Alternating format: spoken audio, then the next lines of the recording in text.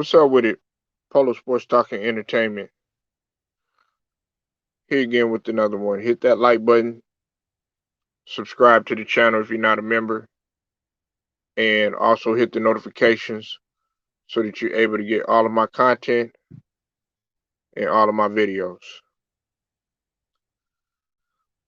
Prior to the 1999 2000 season, um, we had many names that stood out. Um, when you talk about 96, you already saw the potential and the greatness of Kobe Bryant, Allen Iverson, Stephon Marbury, um, you know, uh, Jermaine O'Neal, Steve Nash, of course, just to name a few, right? And then in the 1997 in the 1997 draft, you saw various guys that came in that were for sure gonna be Hall of Fame worthy when you talk about a Paul Pierce and when you talk about Dirk Nowitzki, um, and Vinsanity, you know who just celebrated his birthday yesterday. Happy belated birthday to the great Vince Carter. Um, but in 1999,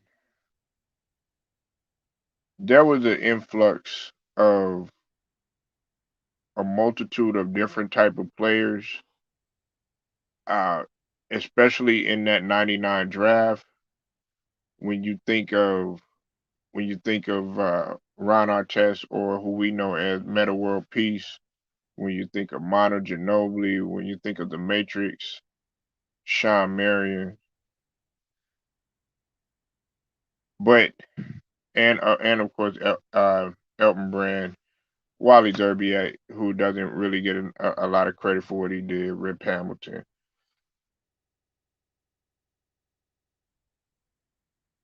But this draft featured two guys who would pretty much captivate the NBA, and for a short period of time, until you know one was robbed of his career due to due to injuries, and the other one had some other personal issues. And when we talk about Baron Davis, also known as B-Diddy, and we talk about Stevie Franchise, or AKA Steve Francis, these uh, point guards slash combo guard, especially when you talk about Steve Francis, had came in and took excitement to a whole nother level in terms of playing the point guard position. Um, let's talk about Steve Francis first, okay? Steve Francis, man, like Baron Davis, was extremely explosive. Um, he could shoot the J. He could pull up, and he had a handle. And on top of that, he was extremely, extremely, extremely athletic. Whether you um, whether you threw the ball up so that he could go and go get it, or if he needed to go ahead and create it on his own, and take it to the cup on his own. You know, Steve Francis was that guy, especially coming in. Now, Steve Francis, um, you know, he pretty much was a guy that and some people give him credit for ushering in like the scoring point guards, things of that nature. Some people give him that sort of credit. Overall for his career, uh, Steve Francis had averaged 18.1 points per game and 6 assists a game and 1.5 uh, steals per game. Now he did have a rather short career. Some people would have liked him to have played longer, like Baron Davis. That's why I'm comparing these two because their careers went in the direction that many people would have wanted. Like when Steve Francis was at Maryland, man, this guy was a terror, man. This guy could do so much, but also at the same time, at the same token, he was very, very, very explosive, exciting, and everything. But one thing that you couldn't take away from him is the fact that he could score. However, in a short period of time, you know, uh, he his uh his career, like I said, was really it was cut short. Um, he had experienced some some hardships during the way, especially when you talk about the injuries that had taken place. It was that third season he had some injuries that had taken place, and then when he in '05, um, you know he was playing, but his production had seemed to have dropped, and then by the time he had got to New York, man, you pretty much knew that he was done. But he had always been anywhere from a 19 to almost 22 points a game scorer, and he could pass the ball too. Don't get it twisted. He did average 6 assists, uh, but durability and also personal issues that had went on had kind of cut his career short. But nobody nobody was fucking with Francis when he was coming out of high school, and also when he went to college. Now, Baron Davis, B-Diddy, you know, Compton's finest. I refer to him as Mr. Drew League. Uh,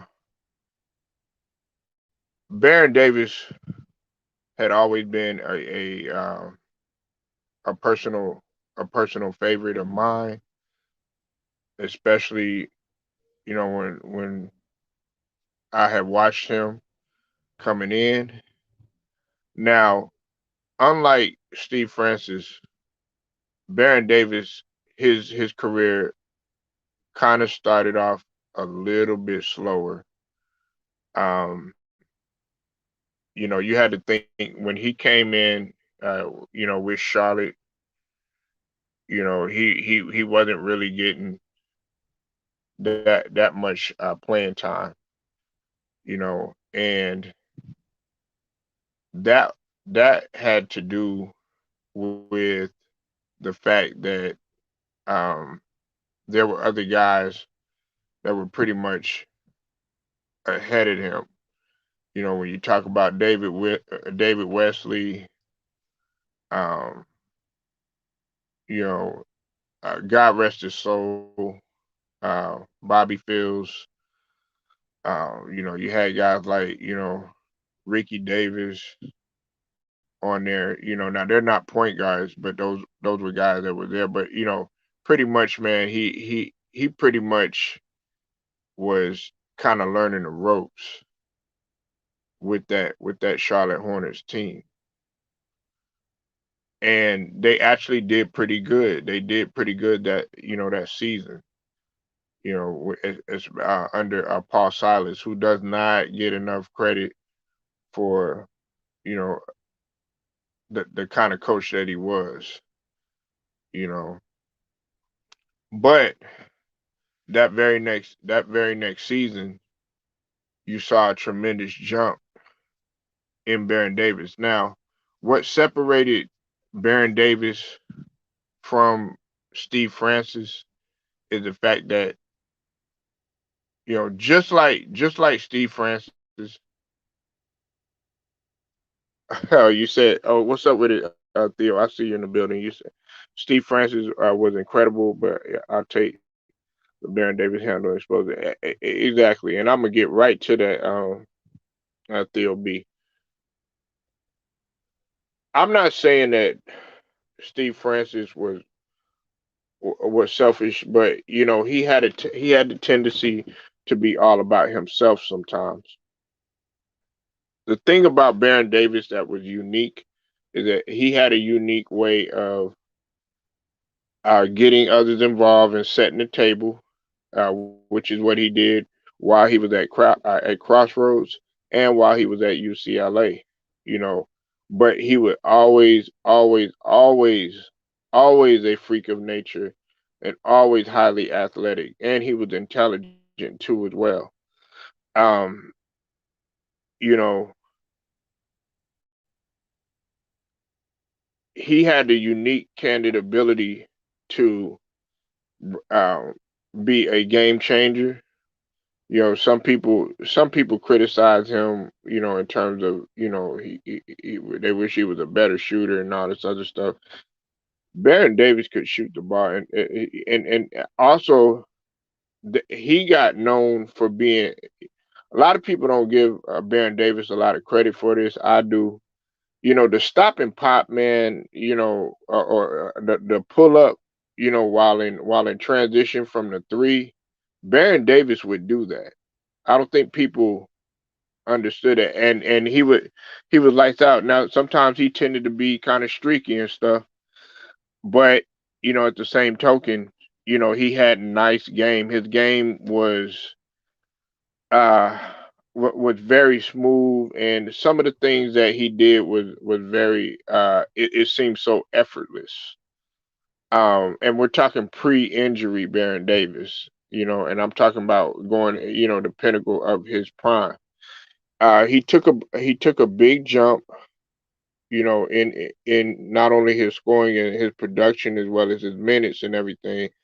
And Baron Davis, before the injuries had happened, had always been durable. I don't think people understood that.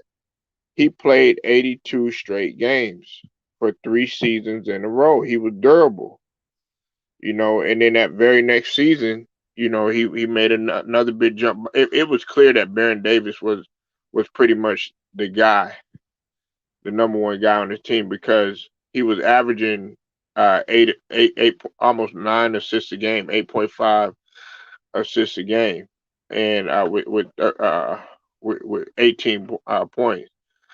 Then of course, uh, he had started to experience, some injuries in the '02 season and the '03 season.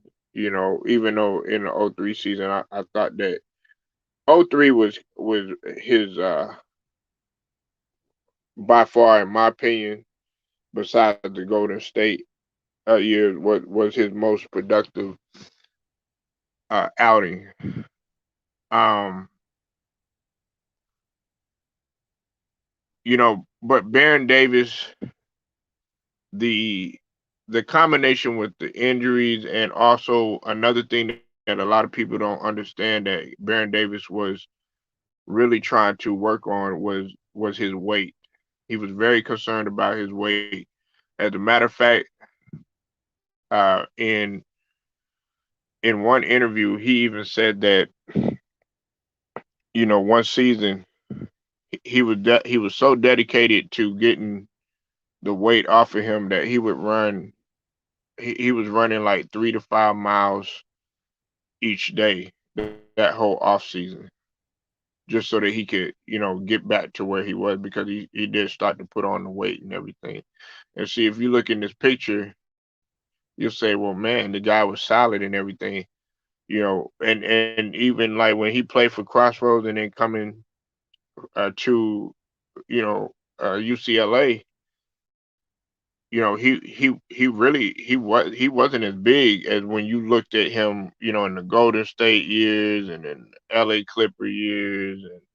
And by then, Baron Davis was, pretty much done. But I guarantee anybody, if Baron Davis would not have had, and I got Baron Davis, okay? Baron Davis is the better player, okay? At the end of the day, I just want to let people know that. But I'm not taking anything away from Steve Francis, because Steve Francis was that guy, and I actually met a personal friend, one of his best friends. He lived in my area that I grew up in, and he passed. God rest his soul. He passed away some years back. But a lot of people don't know this about Steve Francis.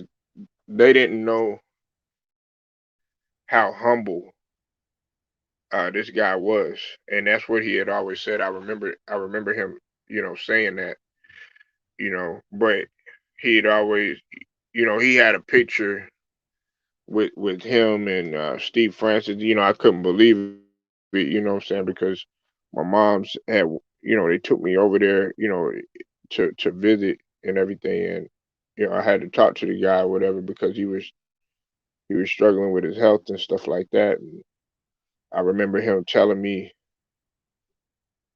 and I'm young, you know what I'm saying? I'm young. And when I was in high school, everybody was looking at these guys, you know. Everybody was looking at these guys. And it's funny too.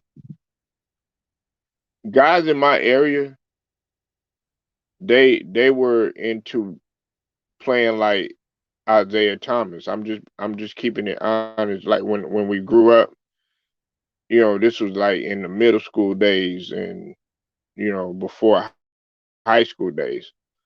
But when we got older, and you were between the height of 6'1" to about 6'4", everybody was trying to play like Steve Francis and Baron Davis by far. And then of course you had a few people, you had some guys that were, of course, like when between 6'4" and 6'7", everybody was trying to play, believe it or not, like Kobe. And then you had a few people that were trying to, emulate Jordan. But for the most part, Steve Francis and Baron Davis, everybody was trying to be like that. You know what I'm saying? And see, a lot of people, they sit here and they talk about all this hype. Oh man, that nigga ain't gonna dunk and da da da. Not around my area. Dog, they don't care if they was five. They could care less if they were 5'7". They were gonna try to get up on you. They didn't care what height you was, any of that stuff. So that's what kills me about a lot of these guys. Oh well, man, I ain't too big, man. I ain't gonna play in the NBA or I ain't gonna do this in the NFL and stuff like that. Man, they didn't care about none of that. They didn't care about none of that. I knew a guy that was really extremely explosive. He played all the sports. He just picked it up like natural. He was like a little Bo Jackson. Could play basketball, could play football and everything. He was just naturally gifted. This guy was nothing but about 5'5", maybe about 5'6" at the most.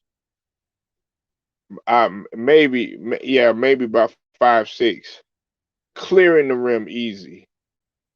And the only thing you could do is just drop your mouth because you'd be like, man, what the hell? You think that you would think that on an open break, this guy is gonna, do a little finger roll or a layup or anything like that. Nah, he's gonna get up on that bitch two handed. So it was stuff like that that I seen. And when you see like little guys get up, that's why like when you see guys like Baron Davis or Steve Francis just getting up, both of them competed in the dunk contest and were exciting with what they did too. It makes you it makes you be like, golly, you know. So when they talk about all this, athleticism that came in and everything like that, guys have to realize that in the 99 2000s, man, it was just freakish athleticism that was in the water from wherever they were from. And it was also said too that in the state of California, there was nobody that wanted to guard um, Baron Davis. Nobody wanted to guard him. Nobody wanted to guard him because they were afraid of getting embarrassed. They were afraid of getting embarrassed. But yeah, I gotta go with Baron Davis, man. This guy was tremendous, man. What he brought to the game. I wish things hadn't happened to him. I know for a while for a while he had debated coming back. And as a matter of fact, he was working with Steve Nash. Him and Steve Nash were working out together, trying to motivate each other, to get back to where they were. But I think that he kind of talked. I know he was still playing because he still played at Rico Hines and still played at in the Drew League and leagues like that. But tremendous talent between both of them. Steve Francis, man, I hope that whatever issues that he had that he was struggling with off the court, he was able to, bounce back from. But just a tremendous display of talent and athleticism, raw ability, and also skill too as well between the both of them. So uh, y'all let me know what you think, man. Leave your comments, like the video, share it, subscribe, hit them notifications. Polo Sports Talking Entertainment, man. I'll get at y'all later.